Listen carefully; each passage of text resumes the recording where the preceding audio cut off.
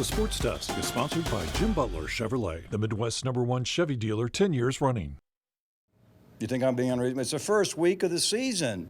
David Freese, you don't think he's going to hit? You think Matt's going to hit? You think Kobe's going to hit? The answer is no to all those things? I mean, you get me? Is that what you accomplish your goal?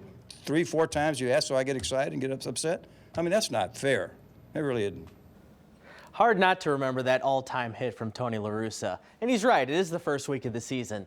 But in this baseball crazy town, everything is under a microscope. Right now, it's the starting staff drawing the ire of fans. It's just one time through the rotation, but it has not been pretty for Cardinal starters so far. Between walks, runs, and general ineffectiveness, it hasn't been a glowing first week to say the least. And when you break down the early game stats, it looks even worse. I like to wait to see 2 to 3 starts before making definitive admissions about the rotation. However, I do think that's fair to say that they have significantly underperformed from a box score perspective, especially in the first couple of innings. The Cardinals have allowed 20 runs in their 6 games in the first 2 innings. They have 9 runs in the first innings. That's second in the National League.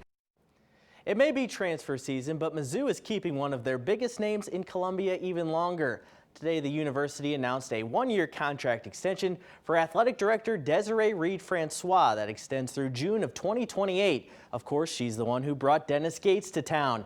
And speaking of Dennis Gates, his team got some good news last night. Forward Noah Carter announced he's coming back for his last year of eligibility. Carter averaged 9.5 points and 4 rebounds a game for the Tigers last season.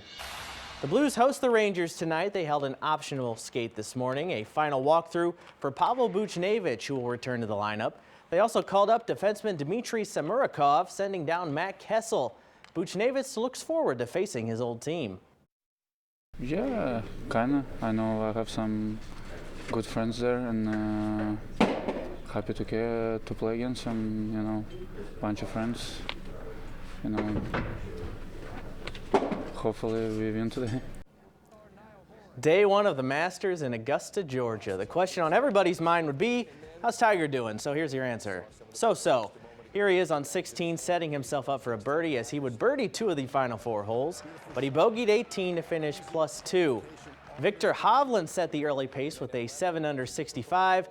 Brooks Koepka and John Rahm are also -7. And that will do it for sports. All right, thanks, Corey. All right, let's